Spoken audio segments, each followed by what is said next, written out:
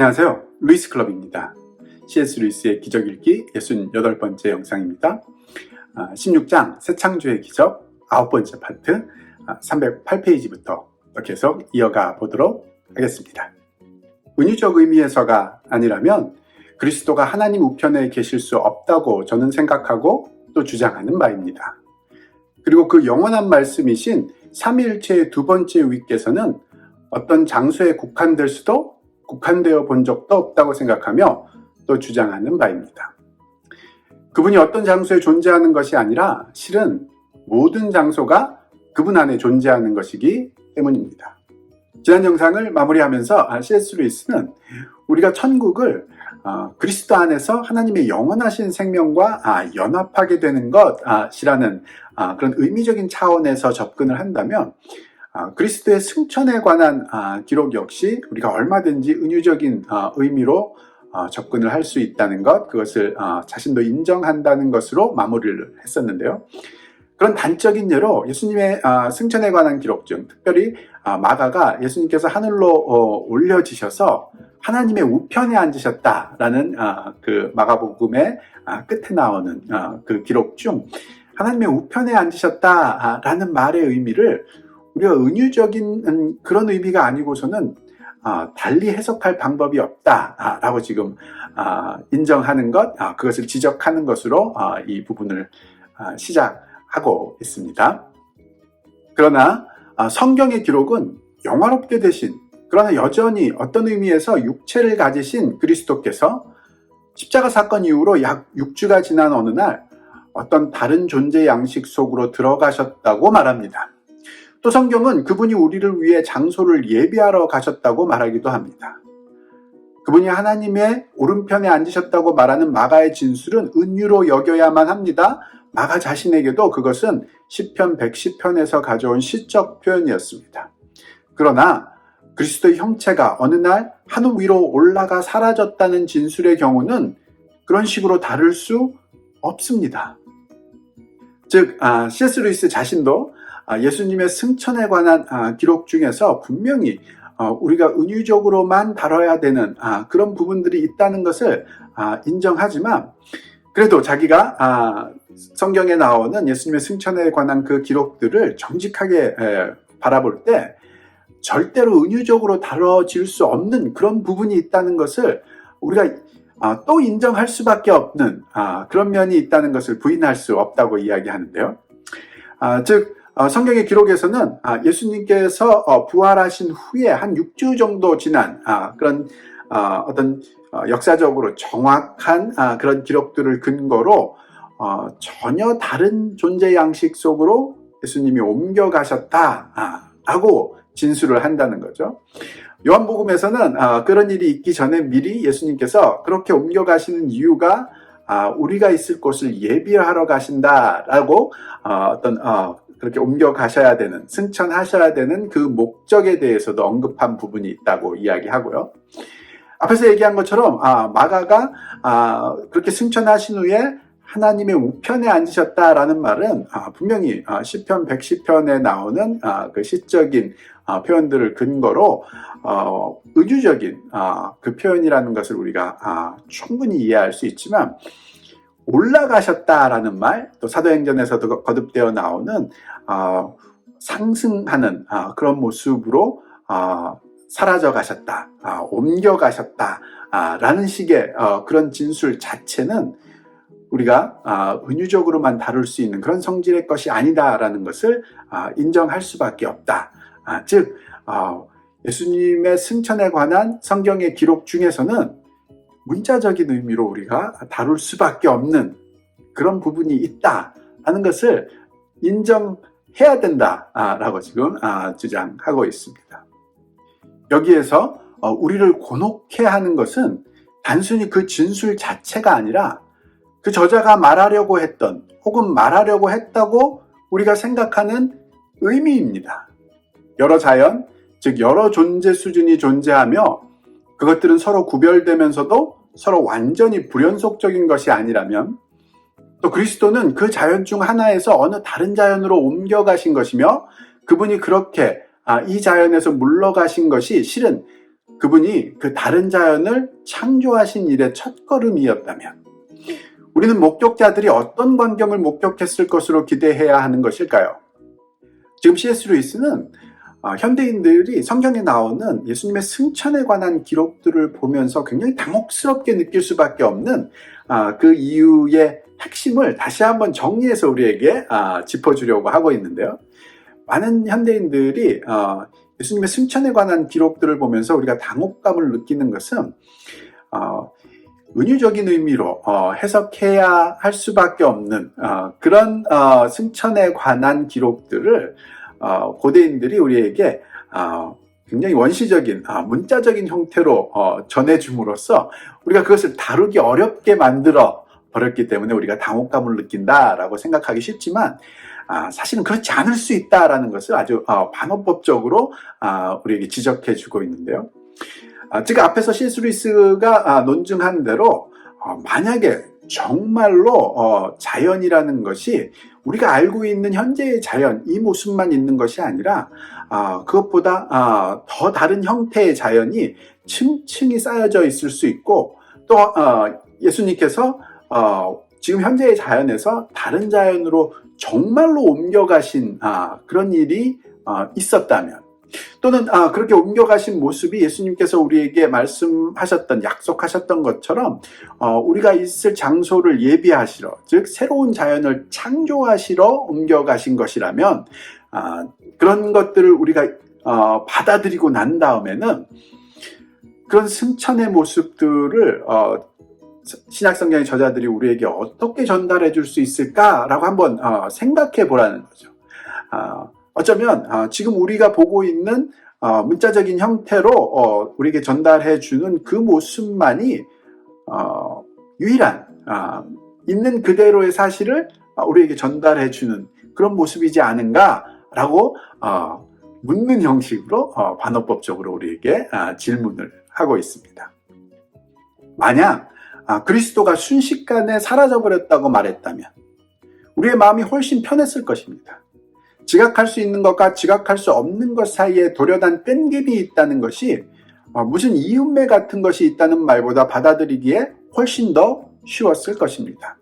그런데 그 목격자들의 말이 처음에는 잠시 수직 상승한 움직임이 있었고 그 다음엔 모호한 발광체, 그리스도의 변모 사건에서 확인할 수 있듯 여기서도 구름은 아마 이것을 말하는 것일 것입니다. 그런 것이 보였고 그 다음엔 아무것도 보이지 않게 되었다는 것인데 우리가 이 이야기를 문제 삼을 이유가 있을까요? 그리고 만약 현대인들과 고대인들이 어느 정도는 공통적으로 공유하고 있었던 생각, 즉 현실의 물질적인 세계와 순수한 영적인 세계는 완전히 달라서 그 사이에 어떤 이음매가 없다라는 식의 생각들을 통해서 부활하신 예수님이 그런 영적인 세계로 순식간에 사라져버렸다라는 식의 묘사를 우리에게 전달해 주었다면 어쩌면 우리가 지금보다는 훨씬 더 편안하게 그 승천에 관한 기록들을 받아들일 수 있었을 것이다 라고 지금 C.S. 루이스는 보고 있는 거죠. 그렇지만 신약성경의 저자들이 우리에게 전달해 주는 그 모습들을 잘 보면 예수님께서 승천하실 때 처음에는 수직 상승의 움직임이 있었다가 어느 순간부터는 예수님이 그런 발광체의 모습 속으로 들어가시고 그 후에 그 발광체와 함께 아무것도 보이지 않는 그런 상태로 사라져 가셨다라고 그 상황을 아주 구체적으로 우리에게 전달해 주고 있는데 우리가 이것을 정말로 문제 삼을 이유가 있을까? 이것을 문자적으로 받아들이는 데에 정말 문제되는 부분이 있을까라고 생각해 볼 때, 즉 자연의 형태는 우리가 알고 있는 현재의 자연 이거 하나밖에 없을 뿐이고 또 천국이라는 것은 완전히 영적인 세계다라는 식의 생각에서 벗어날 수만 있다면 사실은 문제될 것이 없는 그런 묘사일 수 있지 않느냐라는 질문을 우리에게 하고 있는 거죠. 물론 지구의 중심부로부터 점점 멀어진다는 것 자체가 힘이나 지복의 증가를 의미하는 것은 아니라는 사실을 잘 알고 있습니다.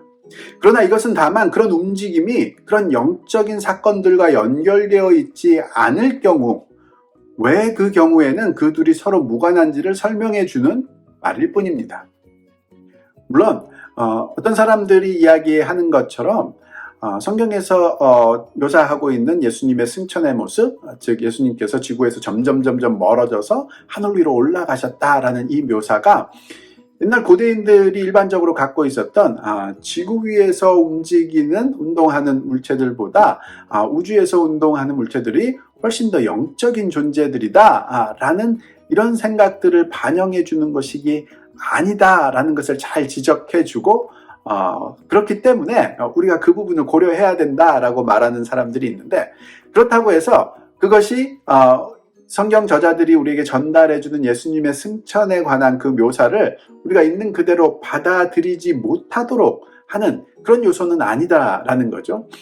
그 말이 해주고 있는 것은 이 부분의 묘사가 예수님의 어떤 영적인 상태의 변화를 우리에게 전달해 주려고 하는 것은 아니다라는 것은 분명하지만, 다른 의미로 즉 거기서 전달해 주려고 하는 의미가 따로 있다라는 것 자체는 변함이 없다는 것, 그것은 우리가 인정을 해야 되지 않나라는 그 말이라고 보여집니다. 움직이는 이 지구가 순간 점유했던 어떤 지점으로부터 한 방향을 제외하고 어느 방향으로든 멀어지는 움직임은 분명 우리가 보기에는 위로 올라가는 움직임일 수밖에 없습니다. 그리스도가 새로운 자연으로 옮아가시는 일은 그분이 떠나시는 자연 내에 그런 식의 움직임을 수반하는 일일 수 없다고, 혹은 여하한의 움직임도 수반하는 일일 수 없다고 말하는 것은 심한 독단일 뿐입니다. 지금 C.S. 루이스가 가지고 있는 이 관점이 굉장히 재미있게 느껴지는데요. 지금 C.S. 루이스는 우리가 알고 있는 지금 이 형태의 자연, 우리가 경험하는 이 자연 이외에도 다른 성질의 자연이 정말로 존재하고 부활하신 예수님께서 이 땅에서, 이 자연에서 다른 자연으로 정말로 옮겨가신 것이 사실이라면, 그 옮겨가시는 모습을 목격했던 사람들이 우리에게 전달해주는 그 진술이 어떤 부분이 문제가 생길 수 있을까라고 지금 이야기하는데요. 즉 정말 그렇게 움직이시는 그 상황들을 그들이 목격했고 우리에게 전달해 줬다면 어느 쪽으로 움직이든지 간에 한 방향을 제외하고, 즉 지구의 중심을 향해서 땅으로 꺼져버리는 그런 상황을 제외하고는 어느 쪽으로 움직이든지 하늘 위로 올라가는 형태로만은 우리에게 비춰질 것이다. 즉 거시적인 의미에서 그렇게만 느껴질 것이다 라고 이야기하는 거죠. 그렇게 봤을 때 예수님께서 이 자연에서 다른 자연으로 옮겨가시는 모습을 우리에게 어떤 형태로도 전달해 줄 수 없다 라고 말하는 것, 즉 성경에 예수님의 승천을 목격한 사람들이 말했던 예수님의 그 움직임에 대한 그 진술은 받아들일 수 없는 것이다 라고 말하는 것, 그 자체가 이상한 것 아니냐, 그렇게 말하는 것 그 자체가 너무나 독단적인 그런 의견 아니냐라고 지금 우리에게 되묻고 있습니다. 물론 이동이 있는 곳에는 떠남이 있기 마련이고, 떠남은 그 여행자가 떠나고 있는 그 지역에서 어떤 사건의 형태를 취할 수밖에 없습니다. 이 모두는 승천하시는 그리스도가 어떤 3차원적 공간 내에 계시다고 가정해 놓고 보더라도 맞는 말입니다. 그리스도의 몸이 우리가 아는 종류의 몸이 아니며 그 공간도 우리가 아는 종류의 공간이 아니라고 한다면, 더더욱 전적으로 새로운 이 사건의 목격자들에 대해서 그들은 이러저러한 것을 보았어야, 혹은 보았다고 느꼈어야 한다고, 혹은 보았을 수 없다고 왈가왈부할 자격이 없습니다.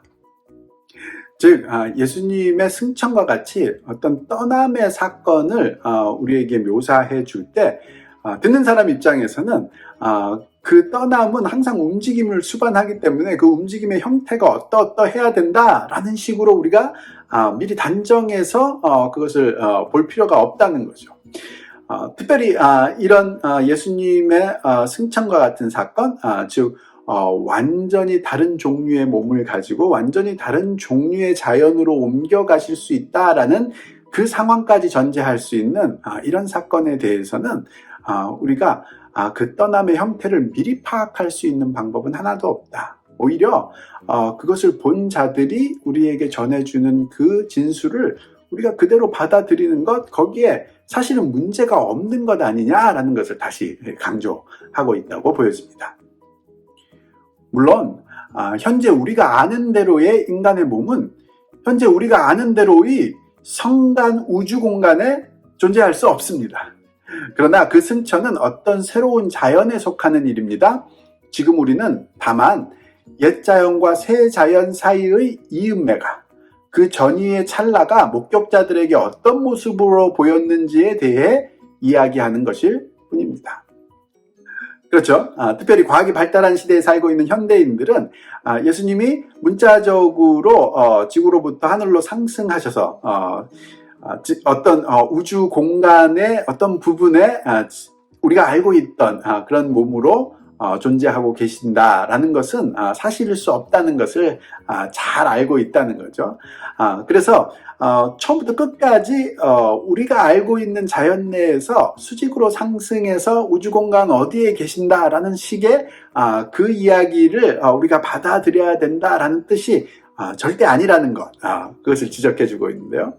그들이 보고 우리에게 전달해준 그 예수님의 승천의 사건의 핵심은 예수님이 지금 현재 우리가 알고 있는 이 자연에서 우리가 알지 못하는 새로운 자연으로 옮겨가실 때 그 옛 자연과 새 자연 사이의 이음매의 형태, 그 움직임이 보여주는 그 이음매의 형태가 어떠한지, 그 전이의 찰나가 어떤 모습이었는지를 우리에게 전달해 주는 것이다 라는 것, 그때의 모습을 문자적으로 우리가 받아들일 수 있다라는 것, 그것을 지적하고 있다고 보여집니다. 즉 핵심은 우리가 알지 못하는 새로운 형태의 자연이 있을 수 있는가 없는가, 그것을 받아들일 수 있느냐 없느냐, 그 문제가 핵심인 거지. 만약 그것을 받아들이고 그것을 인정할 수만 있다면 현재의 자연에서 새로운 자연으로 움직여 가시는, 전이해 가시는 그 모습의 형태는 얼마든지 신약 성경의 저자들이 우리에게 전해주는 그 모습 그대로 우리가 인정하고 받아들일 수 있다라는 것, 다시 한번 강조하고 있습니다. 그러나 우리를 정말로 곤혹스럽게 하는 것은 우리가 그들의 진술을 어떻게 받아들이든 우리가 확신하기로 신약 성경의 기자들은 분명 무언가 상당히 다른 의미로 그런 진술을 했다는 것입니다. 다시 한번 신약 성경에 나오는 예수님의 승천 사건의 기록들을 현대인들이 볼 때 느끼는 그 당혹감의 핵심 요소에 대해서 지금 지적해 주고 있는데요.